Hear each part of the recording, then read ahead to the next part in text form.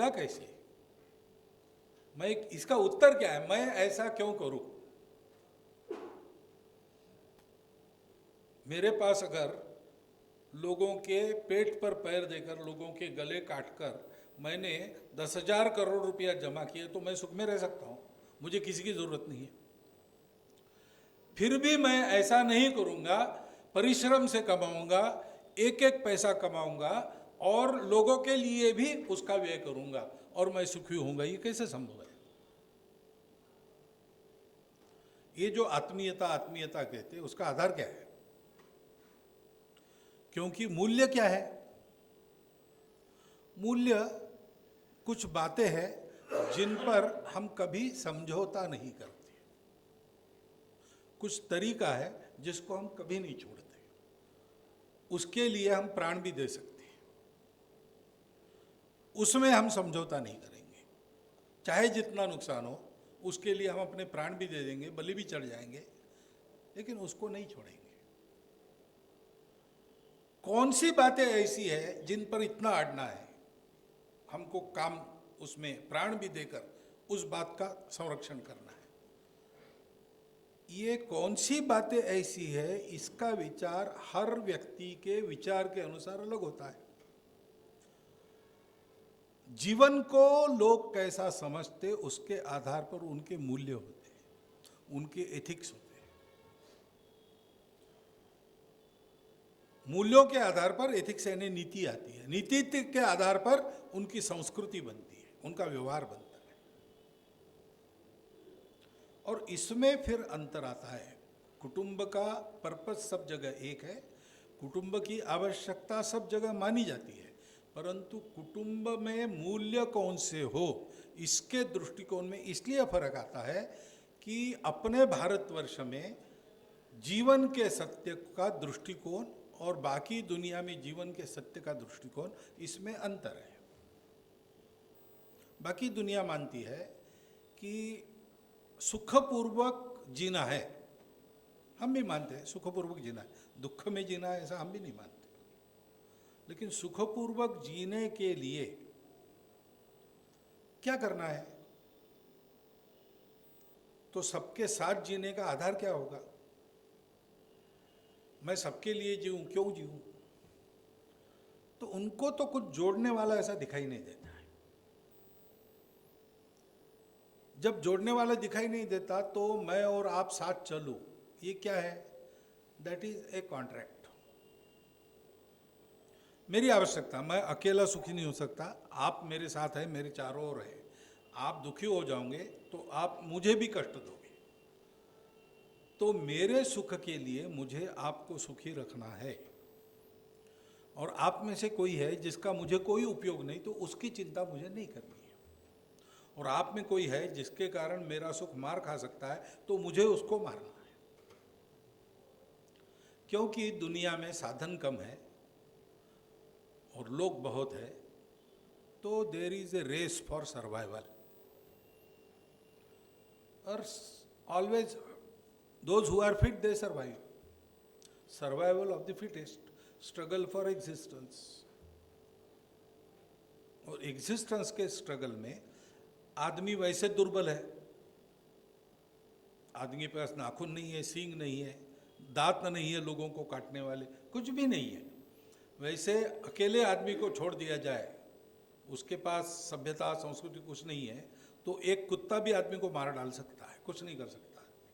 इतना दुर्बल है आदमी, इसलिए वो ग्रुप्स फॉर्म करता है। फैमिली क्या है? कॉन्ट्रैक्ट। कम्युनिटी क्या है? कॉन्ट्रैक्ट। ये सब सोशल कॉन्ट्रैक्ट है। मेरी अकेले के ताकत पर आई कैन नॉट सर्वाइव, तो मुझे सबको साथ करना है। तो उसमें फिर लेन देन की बात आती है। मेरे राइट्स है वो मुझे सुरक्षित रखने हैं, और जब तक तुम मेरे राइट्स का मान रखोगे तुम मेरे हो, नहीं तो तुम मेरे फिर अलग बन जाओगे। शत्रु बन जाओगे कि नहीं मालूम नहीं, लेकिन अलग तो हो जाओगे। और इसलिए मेरा अधिकार पाने के लिए मैं एक कारपोरेशन तैयार करता हूं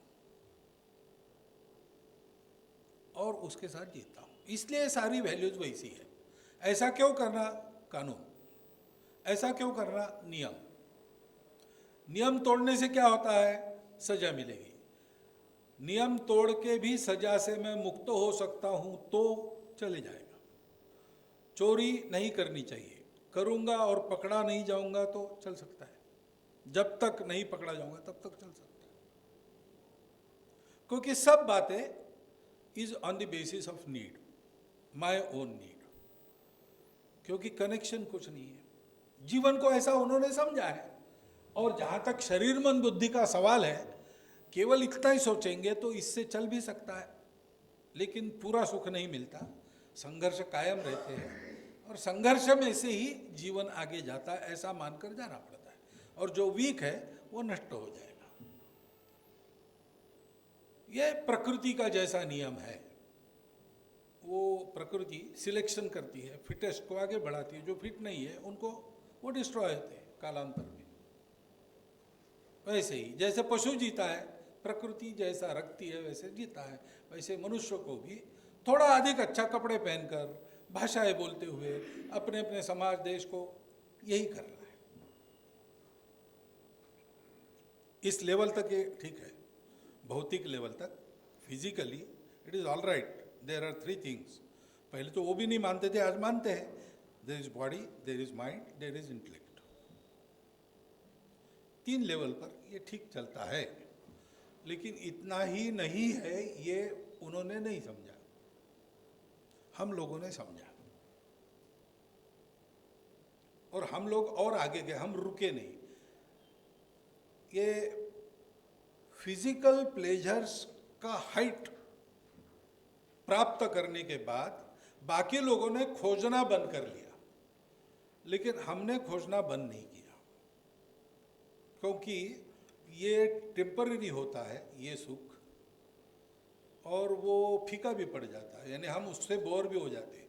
रसगुल्ला खाएंगे तो कितना खाएंगे? 100 खाने वाले कुछ लोग होते, बहादुर लोग, लेकिन वो भी 200 नहीं खा सकते। रसगुल्ला वही है, वही गंगूराम का रसगुल्ला है, प्रसिद्ध रसगुल्ला है, उतनी ही मिठास है, सब है, लेकिन उस रसगुल्ले से रस कम हो जाता है। इकोनॉमिक्स कहते हैं लॉ ऑफ मार्जिनल यूटिलिटी। तो जितना सप्लाई बढ़ेगा उतनी यूटिलिटी कम होती है, प्राइस गिर जाती है, और लोगों को नहीं चाहिए, ऐसा भी हो जाता है। तो शाश्वत सुख सदैव प्राप्त हो और वो कभी फीका न हो, ऐसा कुछ है क्या? ऐसा हमने खोजना शुरू किया, तो हम लोगों ने शरीर मन बुद्धि के पार वाला एक लेवल प्राप्त किया, और हमारे ध्यान में आया कि ये तो सबको जोड़ने वाला तत्व है, वो तत्व शाश्वत है, वो नष्ट नहीं होता, and that is the origin. शरीर मन बुद्धि के परे, सृष्टि के इतिहास के परे, जब काल प्रारंभ हुआ उसके भी पहले वही था और वही रहेगा, और वही एक्सप्रेस होता है इतने सारे डाइवर्सिटी में। तो हम दिखते अलग अलग है, लेकिन हम मूल में एक है। एक्सप्रेशन डाइवर्स है, सब्सटेंस एक है, एग्जिस्टेंस इज वन। अगर एग्जिस्टेंस इज वन तो I have to live for myself, ऐसा भी विचार करते तो भी I have to live for that existence which is one and all pervading. तो क्यों हमने प्रेम करना एक दूसरे के ऊपर? क्योंकि हम एक है, हमको एक होकर चलना है। क्यों चलना है? हम डिफरेंट है इसलिए नहीं, हम डिफरेंट है पर हम सेपरेट नहीं है। वो जो डाइवर्सिटी है डिफरेंस की, वो यूनिटी का ही एक्सप्रेशन है, और इसलिए हमको एक दूसरे को अपना मानकर ही चलना है।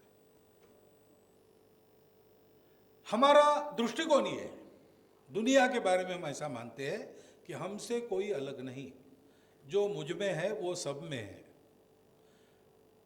और इसको अगर देखते हैं तो पूरा सुख मिलता है। इसलिए जीवन क्यों है? वहाँ जीवन क्यों है? पाश्चात्य दृष्टिकोण में सर्वाइवल के लिए है, और ज़्यादा से ज़्यादा सुख हम दीर्घ से दीर्घ समय तक प्राप्त कर सके, ऐसा बनना है, इसलिए है।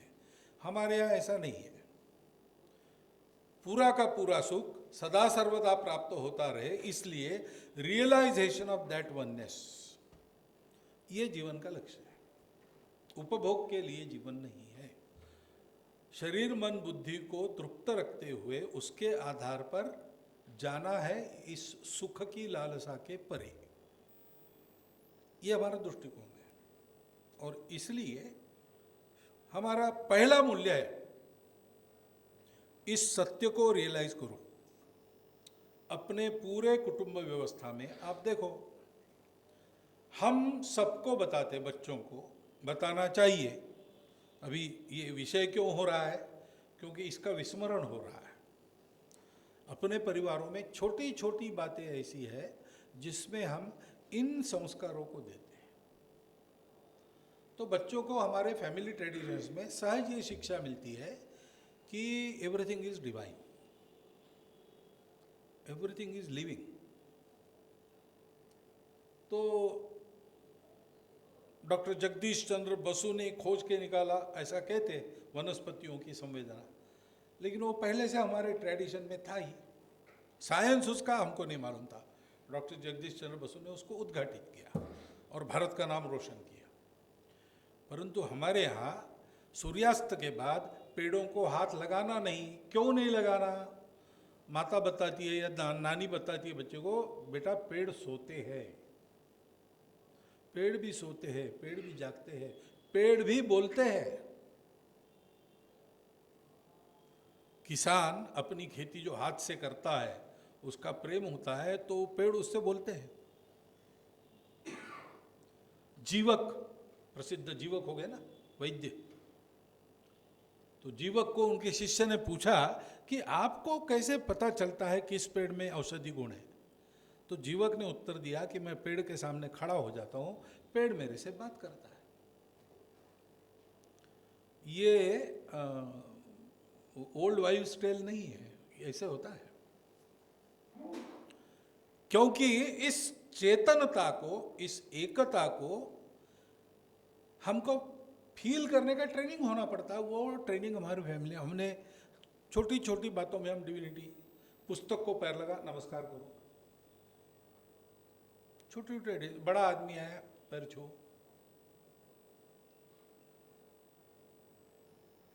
पशुओं के पूंछ पर प्रहार मत करो, सर पे प्रहार मत करो, मारना पड़ेगा तो पीठ पर मारो, और वो भाग गया तो उसका पीछा मत करो, फालतू पत्थर मत मारो। कितनी छोटी छोटी बातें अपने यहां पर बताई जाती है। यही है, हर बात में पवित्रता है, हर बात में जीवंतता है, और वो मेरे से जुड़ी है, मेरे से अलग नहीं है, इसलिए उसकी कदर करना। और जीवन का ध्येय रखा जाता है कि भाई भगवान को प्राप्त करना, उस सत्य को प्राप्त करना। कोई भगवान नहीं मानता तो भी उसको तो मानता है। वननेस ऑफ द एग्जिस्टेंस, हमारे यहाँ अपने सब पंथ संप्रदाय, निरीश्वरवादी भी उसको मानते हैं।